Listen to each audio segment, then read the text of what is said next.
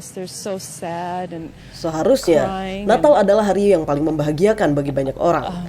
Hari untuk merayakan, berbagi hadiah, dan menghabiskan waktu bersama orang-orang terkasih. Namun untuk beberapa orang, hari Natal memberikan mimpi buruk atas kejadian-kejadian tragis yang pernah mereka alami. Halo, selamat datang di Kisah Kontinental. Kamu bisa klik tombol subscribe di bawah ini agar kita bisa mengarungi kisah-kisah selanjutnya. Pertama, pembantaian malam Natal oleh pria berkostum Santa Claus. Pada malam Natal tahun 2008, sebuah tragedi kelam mengguncang kota kecil Covina, California. Di tengah kegembiraan dan keceriaan perayaan, malam itu berubah menjadi mimpi buruk ketika Bruce Jeffrey Pardo, seorang pria berusia 45 tahun, melakukan serangan brutal di rumah mantan mertuanya atau rumah orang tua mantan istrinya yang bernama Sylvia. Pada malam 24 Desember 2008, Bruce tiba di rumah mantan mertuanya di Covina, sebuah kota kecil sekitar 37 km di sebelah timur Los Angeles. Ia mengenakan kostum Santa Claus dan membawa 3 senjata semi otomatis jenis 9mm serta sebuah perangkat pembakar buatan sendiri yang ia sembunyikan dalam sebuah paket hadiah. Rumah tersebut tengah menjadi tempat berkumpulnya sekitar 25 orang keluarga besar Sylvia yang sedang merayakan malam Natal bersama. Pada pukul setengah 12 malam, Bruce mengetuk pintu, dan ketika seorang anak perempuan berusia 8 tahun membukakan pintu, ia langsung menembaknya tepat di wajah anak perempuan tersebut. Gila banget, untungnya anak tersebut berhasil selamat dari kematian. Namun tindakan brutal Bruce tidak berhenti di sana. Bruce memasuki rumah dan mulai menembaki para tamu secara acak. Dalam beberapa menit, 9 orang tewas di tempat, termasuk mantan istrinya, Sylvia, serta orang tua dan saudara-saudaranya. Beberapa tamu lainnya berhasil melarikan diri dengan melompat keluar dari jendela rumah.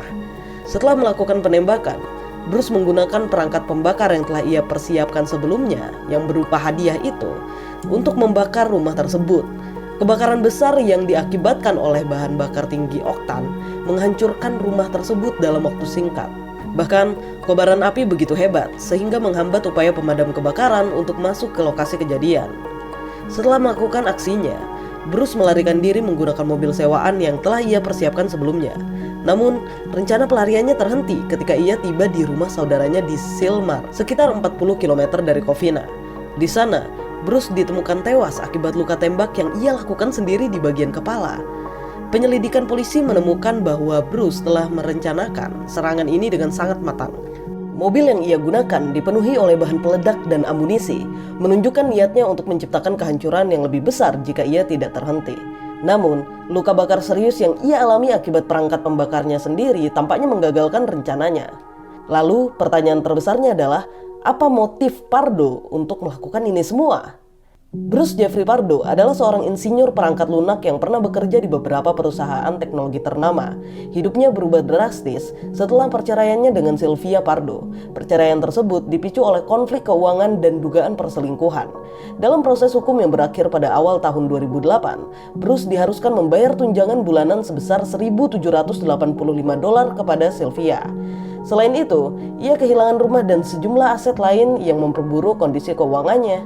Hal ini memicu kemarahan dan dendam yang perlahan menumpuk di dalam dirinya. Dan tragedi ini merenggut nyawa 9 orang. Yang pertama adalah mantan istri Bruce, yaitu Sylvia. Lalu ada ayah dan ibu Sylvia, dan 2 saudara laki-laki Sylvia serta 2 istri mereka, dan 2 keponakan Sylvia. Sebagian besar korban adalah anggota keluarga Sylvia yang hadir dalam perayaan malam Natal tersebut. Peristiwa ini mengguncang komunitas Covina dan menjadi berita utama di seluruh Amerika Serikat. Malam Natal yang seharusnya menjadi momen kebahagiaan berubah menjadi kenangan tragis yang sulit dilupakan. Apalagi untuk gadis yang membukakan pintu. Hingga hari ini, tragedi ini tetap menjadi pengingat akan pentingnya kewaspadaan terhadap emosi dan perilaku orang-orang di sekitar kita. Kedua, kebakaran panti asuhan. Pada malam Natal tahun 1951, tragedi memilukan terjadi di panti asuhan Saint Jean Baptiste yang terjadi di komunitas kecil Saint Benoit de Labrador, Quebec, Kanada. Kebakaran besar menghancurkan gedung tersebut, menyebabkan kehilangan nyawa yang tragis dan menjadi salah satu bencana terburuk dalam sejarah Kanada. Panti asuhan Saint Jean Baptiste didirikan pada awal abad ke-20 dan dikelola oleh kongregasi suster-suster salib suci. Panti ini berfungsi sebagai tempat tinggal bagi lebih dari 100 anak-anak yatim piatu dan terlantar. Sebagian besar berusia antara 4 hingga 16 tahun. Gedung utama panti yang terbuat dari kayu dibangun pada tahun 1910 dengan sedikit atau tanpa modifikasi pada sistem keamanannya selama bertahun-tahun. Pada malam 24 Desember 1951, anak-anak di panti asuhan sedang merayakan malam Natal bersama para suster dan staf. Lampu Natal menyala dan suasana penuh dengan nyanyian pujian beserta doa. Namun sekitar pukul 9 malam, kebakaran mulai muncul di salah satu ruang bawah tanah. Kemungkinan besar akibat korsleting listrik. Api dengan cepat menjalar melalui struktur kayu gedung, menyulut bahan-bahan yang mudah terbakar seperti tirai, karpet, dan perabotan. Sistem alarm kebakaran yang ada tidak berfungsi dengan baik, sehingga banyak penghuni tidak segera menyadari bahaya. Ketika api mulai membesar, para suster berusaha membimbing anak-anak keluar dari gedung. Namun, kondisi menjadi kacau karena asap tebal dan panas yang luar biasa.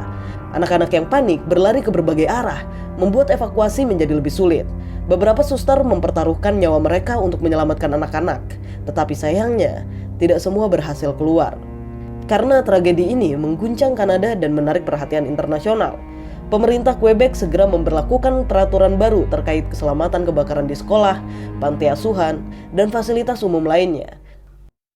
3. Tragedi kecelakaan pesawat penerbangan 508. Pada 24 Desember 1971, dunia dikejutkan oleh tragedi kecelakaan pesawat Lanza penerbangan 508 di Peru. Penerbangan domestik yang seharusnya membawa para penumpang dengan selamat dari Lima ke Pucallpa berakhir dengan kehancuran tragis di hutan hujan Amazon. Tragedi ini dikenang tidak hanya karena banyaknya korban jiwa, tetapi juga karena kisah heroik satu-satunya penyintas atau orang yang selamat, yaitu Juliane Kopke. Lanza adalah maskapai penerbangan domestik di Peru yang memiliki reputasi buruk terkait keselamatan. Penerbangan 508 berangkat dari Bandara Internasional Jorge Caves di Lima menuju Pucallpa, membawa 86 penumpang dan 6 awak kabin. Sebagian besar penumpang adalah keluarga yang hendak merayakan Natal bersama di kampung halaman mereka. Pesawat yang digunakan adalah Lockheed L-188 Electra, model pesawat turboprop yang telah digunakan sejak akhir 1950-an. Pada siang hari, pesawat lepas landas dari Lima dengan kondisi cuaca yang sangat buruk. Dalam perjalanan, pesawat memasuki area badai petir yang ganas di atas hutan Amazon. Sekitar pukul 12:30 siang, petir menyambar sayap kanan pesawat, menyebabkan kerusakan struktural parah dan kebakaran. Tak lama setelah itu, sayap kanan terlepas, diikuti oleh ekor pesawat. Pesawat kehilangan kendali dan jatuh dari ketinggian 21.000 kaki atau sekitar 6.400 meter. Dalam kecelakaan ini, sebagian besar penumpang tewas seketika akibat dampak tabrakan atau terjebak dalam reruntuhan yang terbakar. Juliane Kopke, seorang remaja berusia 17 tahun pada saat itu, adalah satu-satunya penumpang yang selamat. Saat pesawat terpecah di udara, ia tetap terikat di kursinya dan jatuh bebas ke hutan hujan Amazon. Keajaiban terjadi, kursi yang terikat dengannya mungkin meredam dampak jatuh, sehingga ia hanya mengalami luka-luka, termasuk patah tulang selangka dan luka di kaki. Setelah sadar, Juliane menemukan dirinya sendirian di tengah hutan lebat, dikelilingi oleh reruntuhan pesawat dan jenazah para korban. Meskipun mengalami trauma fisik dan mental, ia mengandalkan pengetahuannya bertahan hidup yang diajarkan oleh orang tuanya, yang merupakan ahli biologi.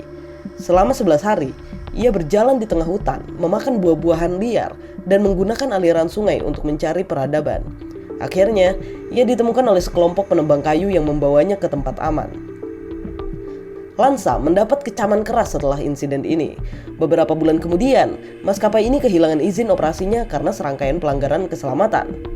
Kecelakaan ini mengakibatkan 91 korban jiwa, menjadikan salah satu tragedi penerbangan terburuk di Peru. Kisah Juliane Kopke menginspirasi dunia, menunjukkan kekuatan, keberanian, dan ketahanan manusia dalam menghadapi situasi yang tampaknya mustahil. Juliane kemudian melanjutkan hidupnya sebagai ahli biologi seperti orang tuanya dan menulis buku yang berjudul When I Fell from the Sky yang menceritakan pengalamannya bertahan hidup di hutan Amazon. Kisahnya juga diangkat dalam beberapa dokumenter, termasuk karya sutradara terkenal Werner Herzog yang berjudul Wings of Hope. 4. Pria yang terjebak di cerobong asap. Pada malam Natal tahun 2010, sebuah insiden aneh sekaligus tragis terjadi di Bakersfield, California, Amerika Serikat. Pada malam Natal 24 Desember 2010, pemilik sebuah rumah sedang pergi untuk merayakan Natal bersama keluarga di luar kota. Pada pagi hari, tanggal 25 Desember, saat mereka kembali ke rumah mereka mencium bau aneh yang menyengat. Setelah memeriksa rumah, mereka menemukan bahwa bau tersebut berasal dari cerobong asap. Setelah penyelidikan lebih lanjut, pemilik rumah memanggil petugas pemadam kebakaran. Ketika cerobong diperiksa, tubuh seorang pria ditemukan terjebak di dalamnya. Saat ditemukan, pria itu sudah tidak bernyawa dan hasil otopsi menunjukkan bahwa ia meninggal akibat sesak nafas dan hipotermia setelah terjebak selama beberapa jam. Saat hal ini diselidiki oleh kepolisian, ternyata diketahui bahwa pria tersebut diidentifikasi sebagai seseorang yang memiliki riwayat kriminal dan polisi menduga ia mencoba masuk ke rumah tersebut untuk melakukan pencurian. Hipotesis ini muncul karena tidak ada tanda-tanda masuk paksa di pintu atau jendela rumah, menunjukkan bahwa ia mungkin menganggap cerobong asap sebagai jalur masuk yang tidak biasa. 5. Penembakan di Gereja Natal Nigeria.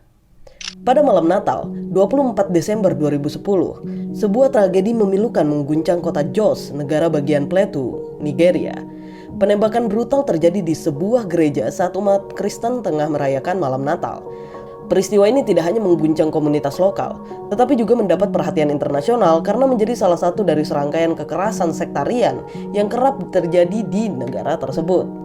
Nigeria telah lama menghadapi ketegangan antara komunitas Muslim dan Kristen, terutama di wilayah Sabuk Tengah seperti Plateau. Kota Jos yang terletak di wilayah ini sering menjadi lokasi konflik antara kedua kelompok akibat perbedaan agama, politik, dan sosial ekonomi. Pada 2010, situasi di Jos semakin tegang setelah beberapa insiden kekerasan sebelumnya yang melibatkan bentrokan antar komunitas. Pada malam Natal 24 Desember 2010, serangan terjadi sekitar pukul 7:30 malam di Gereja Victory Baptist di Jos, di mana umat sedang menghadiri misa Natal. Tiba-tiba, sekelompok orang bersenjata menyerang gereja, menembakkan senjata api secara membabi buta ke arah jemaat yang sedang beribadah. Penyerangan dilaporkan juga menggunakan bahan peledak untuk meningkatkan kerusakan dan menciptakan kekacauan. Sedikitnya, terdapat 38 orang tewas dalam serangkaian tersebut, termasuk perempuan dan anak-anak.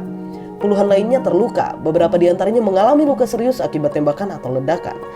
Korban tewas juga mencakup para jemaat dan pemimpin gereja yang sedang memimpin misa. Tragedi ini juga mendapat kecaman luas dari berbagai organisasi internasional dan pemimpin dunia. Banyak pihak mengaitkan serangan ini dengan kelompok militan Boko Haram yang pada saat itu mulai meningkatkan aktivitasnya di Nigeria.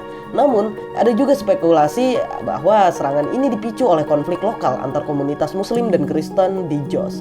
Pihak berwenang menghadapi kesulitan dalam mengidentifikasi pelaku karena kompleksitas situasi dan ketegangan yang sudah berlangsung lama. Penembakan di Gereja Natal pada 2010 menjadi salah satu tragedi paling kelam dalam sejarah Nigeria. Peristiwa ini menggarisbawahi pentingnya upaya bersama untuk menciptakan perdamaian dan toleransi di negara yang penuh dengan keragaman budaya dan agama. Bagi banyak orang, Natal yang seharusnya menjadi waktu perayaan damai berubah menjadi momen duka yang tak terlupakan. Terkadang, agama hanya ditunggangi untuk tindakan politis manusia atau untuk meluapkan ego manusia. Padahal di dalam agama tersebut tidak diajarkan hal-hal yang seperti ini. Baiklah, meskipun Natal biasanya merupakan waktu untuk kebahagiaan dan kasih sayang, kisah-kisah ini menunjukkan bahwa tragedi bisa terjadi kapan saja, bahkan di momen yang dianggap paling suci sekalipun. Bagaimana pendapatmu atas 5 kisah tragis pada hari Natal? Berikan pendapatmu di kolom komentar ya. Sampai jumpa.